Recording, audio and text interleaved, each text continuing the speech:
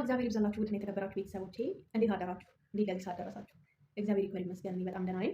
ስለምታበረታቱኝ፣ ስለምትሰጡኝ ፍቅር፣ ስለምትሰጡኝ መልካምነት ሁላችሁንም እጅግ በጣም ከልብ አድርጌ አመሰግናለሁ። አሁንም አብሮነታችሁ ኃይለኝ ላይክ እና ሰብስክራይብ እያደረጋችሁ ቻናሌን አሳድጉልኝ።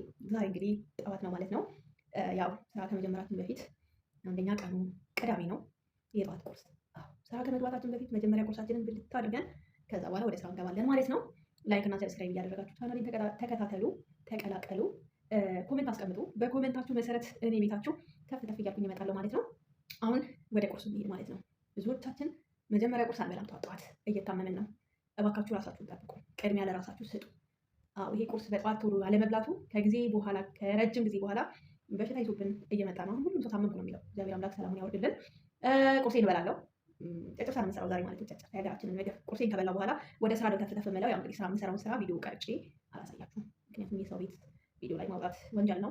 ግለሰቦች እንኳን ዩቱብ ላይ ገብተው የኔን ቪዲዮ ካዩ እናቴ ሀገር ይገባለሁ ብዬ ከርቸሌ እንዳልገባ። ስለዚህ ወደ ቁርስ አብረን እንሄዳለን። ይኸው እንግዲህ ቤተሰቦች እዚህ ጋር ዱቄት አለኝ። የፍርኖ ዱቄት እዚህ ጋር አዘጋጅቻለሁ። እዚህ ጋር ማብኪያ አለኝ። የፍርኖ ዱቄቴን እንግዲህ እዚህ ጋር ጨምራለሁ ማብኪያ ላይ። ከዛ ጨው ጨምራለሁ።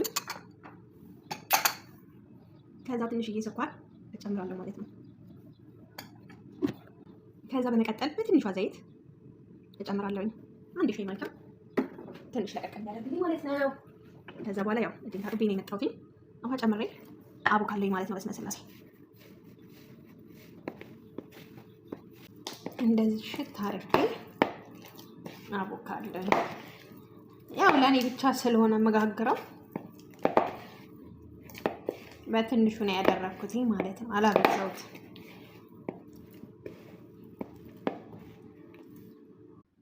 እንደዚህ አድርጌ አብክቼዋለሁኝ። አሁን ደግሞ እንጋግራለን። እንግዲህ መጥበሻዬን እንደዚህ ጥጃለሁኝ። አሁን እስከሚሞቅ እንጠብቀው። አሁን እንግዲህ መጥበሻዬ ጋል ብላለች ማለት ነው። ሊጤን ወደ መጥበሻዬ አደርጋለሁኝ እንደዚህ።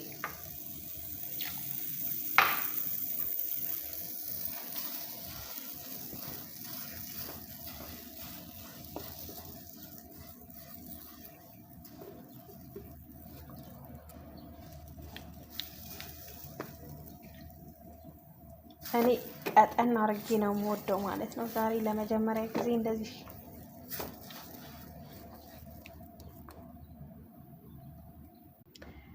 ከዛ እንደዚህ እንጋግርና ማለት ነው። ድሮ እህቴ እንደዚህ ታደርጓለች። ይሄ ምንድነው? አይን ይባላል። እንደዚህ ማለት ነው። ጠቃጠቁ በእንጀራ ምጣድ ላይ ማለት ነው። ለቡና ቁርስ ትዝ አለኝ። ከዛ እንደዚህ እናበስሏለን ማለት ነው። እስኪ ነው አብረን እንገልብጠው። በስመ ስላሴ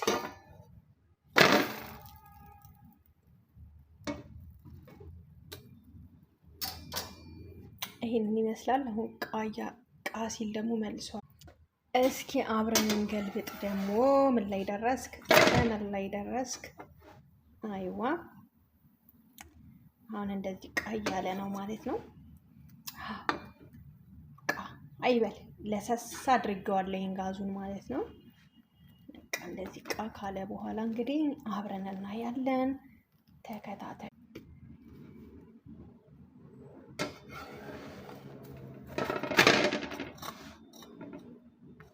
እንደዚህ ቃ ይበል።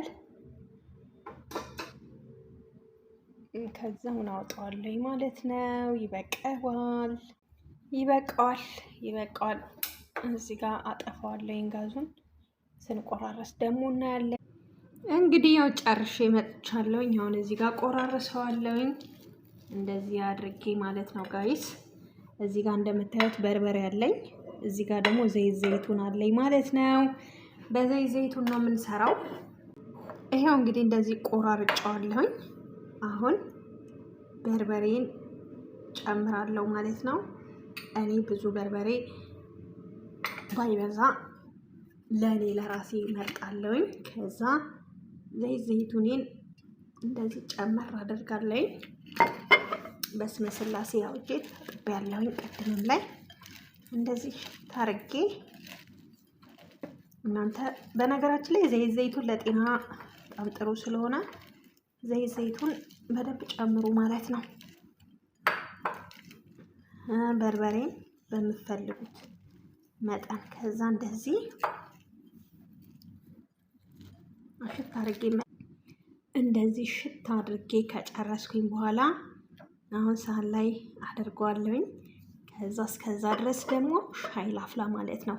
እዚህ ላይ ከእንደገና ተጨማሪ የምጨምረው ነገር አለ። ምንድነው የምጨምረው? ማር ማለት ነው። ማር እጨምራለሁኝ ማለት ነው እላው ላይ። አሁን እንግዲህ ማራችንን እንደዚህ እንጨምራለን ማለት ነው።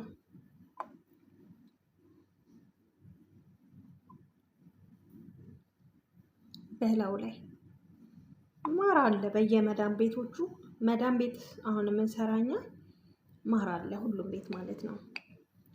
እኔ ባይዘዌ ገዝቼ ነው፣ ያው እዚህ ቤት እነሱም ስለማይኖሩ ገዝቼ ነው። ግን ግዴታ ለራሴ ስለሚያስፈልገኝ መጠቀም መቻል አለብኝ። አሁን ደግሞ አሳምሬ ያቀርበዋለኝ ቁርሴ። እንግዲህ በእንደዚህ መልኩ አቅርቤያለኝ ቁርሴን ማለት ነው። እዚህ ጋር ከፈለኩ ሻይ አለኝ፣ እዚህ ጋር ደግሞ ከፈለኩኝ ውሃ አለኝ ማለት ነው። የዛሬ ቁርሴ ይሄንን ይመስላል። ወተትም መጠቀም ትችላላችሁ ከጎን ማለት ነው። ራሳችሁን ጠብቁ፣ ጤናችሁን ጠብቁ።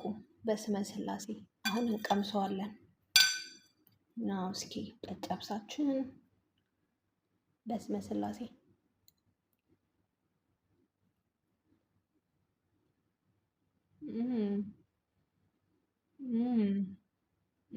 የእውነቴን ነው የምላችሁ፣ በጣም ነው የሚጣፍጠው።